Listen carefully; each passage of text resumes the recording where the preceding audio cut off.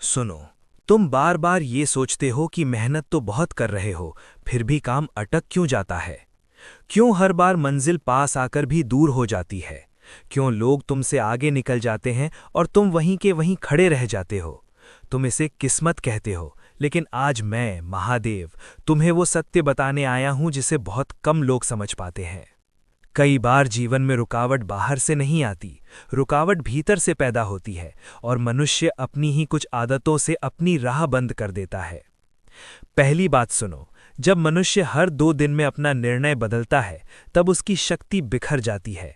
आज ये करना है, कल कुछ और करना है, परसों तीसरी दिशा पकड़ लेनी है। ऐसे व्यक्ति की मेहनत भी बट जाती है, उसका ध्यान भी बट जाता है और उसका भाग्य भी स्थिर नहीं हो पाता। याद रखो, जिस नदी का बहाव एक दिशा में रहता है वही समुद्र तक पहुंचती है। जो धारा बार बार मुड़ती है वो रास्ते में ही सूख जाती है।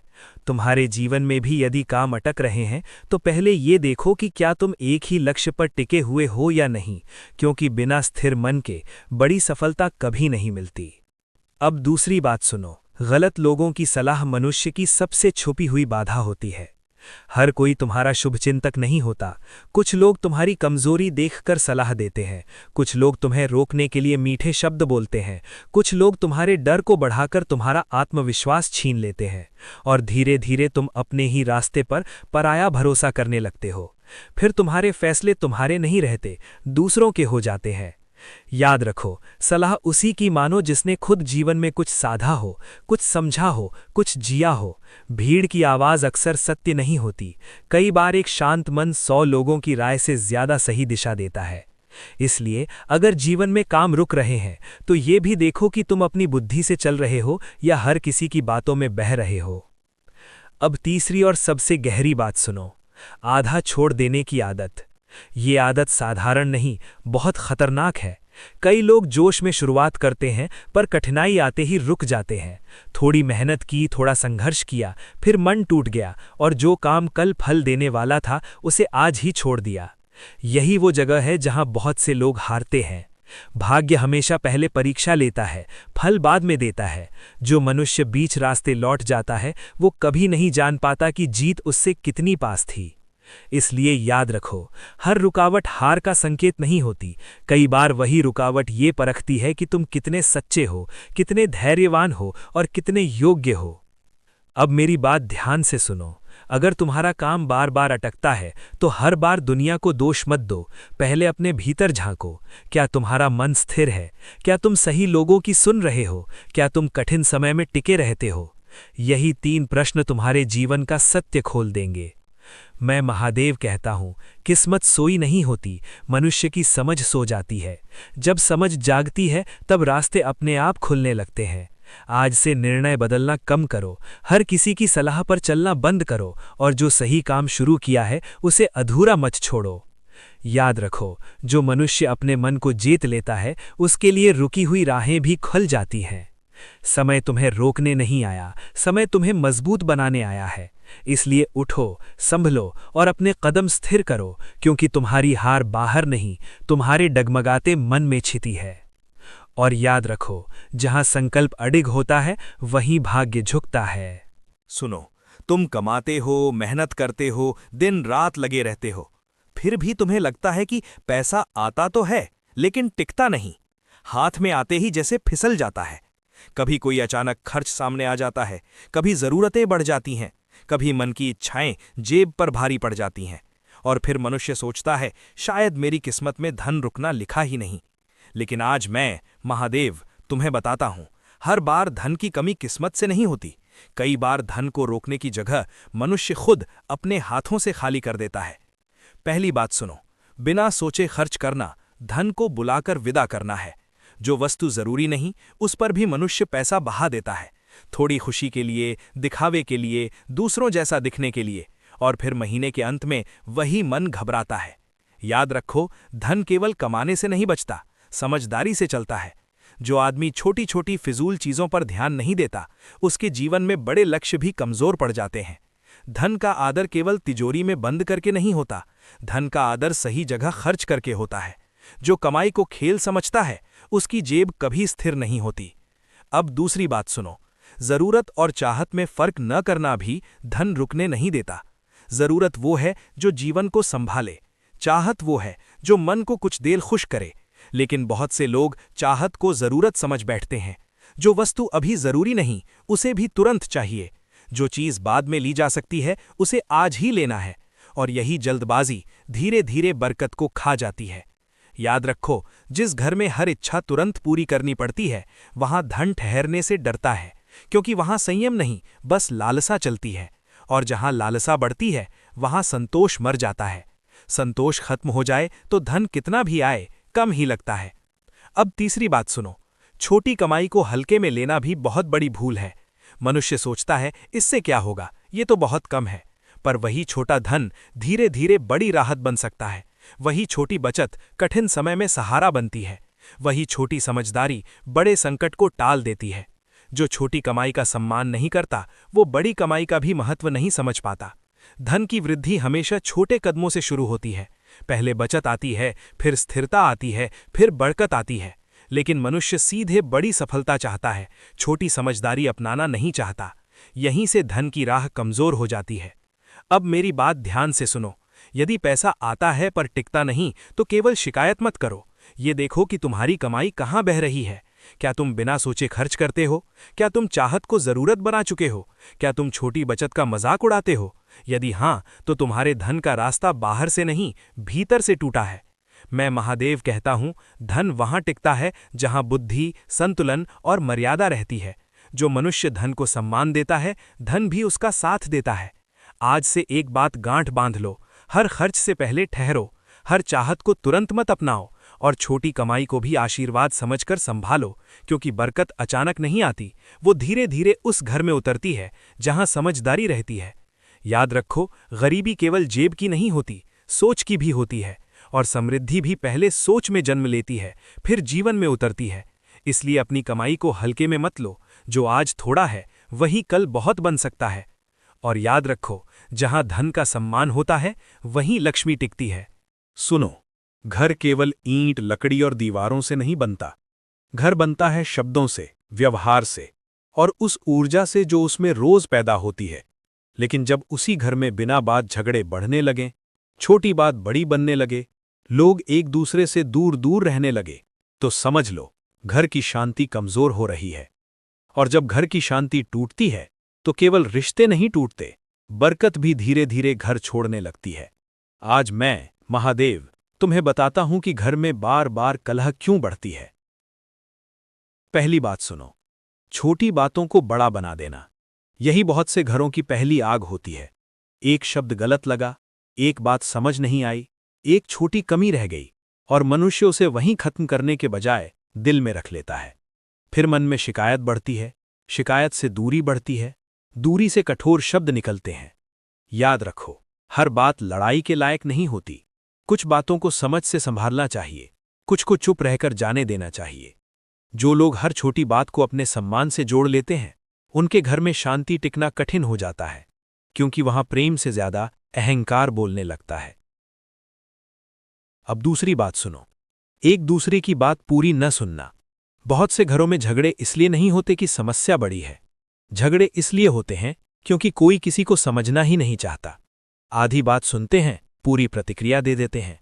सामने वाला क्या कहना चाहता है, ये जानने से पहले ही उत्तर तैयार कर लेते हैं। याद रखो, जहां सुनना बंद होता है, वहां संबंध टूटना शुरू हो जाते हैं। सुनना केवल कान से नहीं होता, धैर्य से होता है।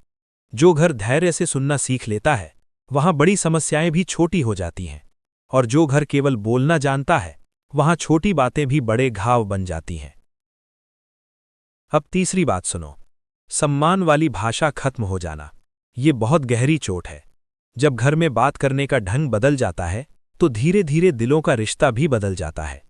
कटु शब्द, ताने, अपमान, व्यंग, ये सब दिखाई भले न दें, पर घर की ऊर्जा को नष्ट कर देते हैं। याद रखो, घर की शांति सबसे पहले भाषा में बसती है। जहां शब्द मीठे होते हैं, वहां तनाव भी जल्दी पिघल जाता है। लेकिन जहां शब्द कठोर हो जाएं, वहां पूजा भी कम असर करती है, और प्रेम भी कमजोर पड़ जाता है, क्योंकि अपमान के ऊपर कोई रिश्ता लंबे समय तक खड़ा नहीं रह सकता। अब मेरी बात ध्यान से सुनो, अगर घर में बार बार झगड़े हो रहे हैं तो केवल ये मत कहो कि समय खराब है। पहले ये देखो, क्या छोटी बातों को बढ़ाया जा रहा है? क्या लोग एक दूसरे को सुन नहीं रहे? क्या घर की भाषा में सम्मान बचा है या नहीं? यही 3 बातें घर की शांति का भविष्य तय करती हैं। मैं महादेव कहता हूं, जिस घर में शब्द संयमित हों वहां संकट भी आकर शांत हो जाते हैं, लेकिन जिस घर में अहंकार, कटुता और अधैर्य बढ़ जाए वहां सुख टिकना कठिन हो जाता है। आज से एक नियम बनाओ, हर छोटी बात पर प्रतिक्रिया मत दो, पहले पूरी बात सुनो। और घर में ऐसा एक भी शब्द मत बोलो जो रिश्ते को अंदर से तोड़ दे। याद रखो, घर युद्ध जीतने की जगह नहीं, एक दूसरे को बचाने की जगह है। जो घर अपने शब्द सुधार लेता है वो अपने संबंध भी बचा लेता है, और जहां संबंध बच जाते हैं वहां बरकत लौटने में देर नहीं लगती। और याद रखो, जहां वाणी में सम्मान होता है वहीं घर में शांति जन्म लेती है। सुनो, बहुत लोग रोज पूजा करते हैं, दीपक जलाते हैं, हाथ जोड़ते हैं, मंत्र बोलते हैं, माथा झुकाते हैं, फिर भी उनके मन में शांति नहीं आती। बेचैनी बनी रहती है, गुस्सा बना रहता है, डर बना रहता है। और फिर मनुष्य सोचता है, मैं इतनी पूजा करता हूं फिर भी मन शांत क्यों नहीं होता? आज मैं महादेव तुम्हें बताता हूं, पूजा केवल हाथ जोड़ने का नाम नहीं है। पूजा वो है जो मन को बदले, सोच को बदले, व्यवहार को बदले। यदि ये भीतर तक नहीं उतरती तो शब्द तो निकलते हैं पर शांति नहीं उतरती। पहली बात सुनो, पूजा करते समय मन का इधर उधर भटकना। बहुत लोग शरीर से पूजा करते हैं लेकिन मन कहीं और होता है। हाथ अगरबत्ती दिखा रहे हैं पर दिमाग चिंता में है, मंत्र होठों पर है पर भीतर तुलना, डर, हिसाब और उलझन चल रही है। याद रखो, जहां मन उपस्थित नहीं वहां साधना अधूरी रहती है। भगवान को लंबी पूजा नहीं चाहिए, उन्हें सच्चा ध्यान चाहिए। थोड़ी देर भी यदि मन से किया जाए तो उसका प्रभाव गहरा होता है, लेकिन बहुत देर तक भी यदि केवल आदत में किया जाए तो मन वैसा का वैसा रहता है। इसलिए यदि पूजा के बाद भी शांति नहीं मिलती तो पहले ये देखो कि पूजा में मन था या नहीं। अब दूसरी बात सुनो, सिर्फ डर में पूजा करना। कुछ लोग भक्ति प्रेम से नहीं, भय से करते हैं।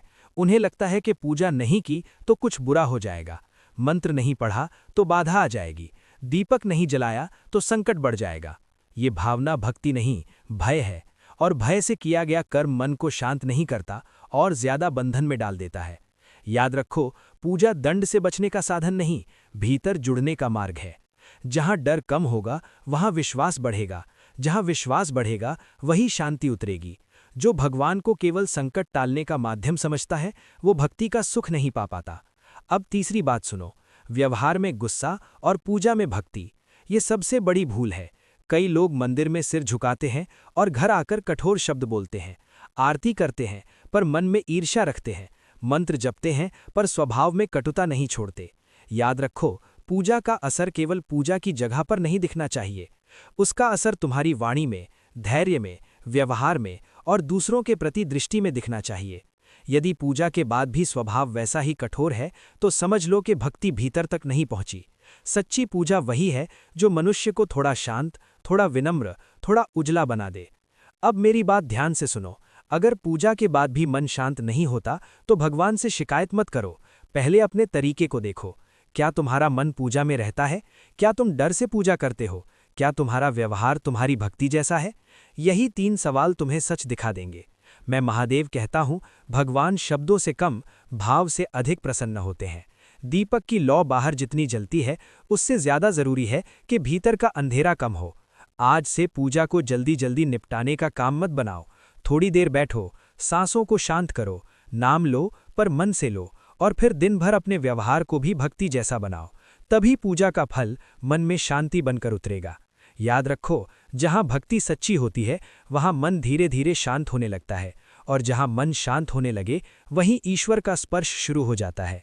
और याद रखो, सच्ची पूजा मंदिर में शुरू होती है पर उसका प्रमाण व्यवहार में दिखता है।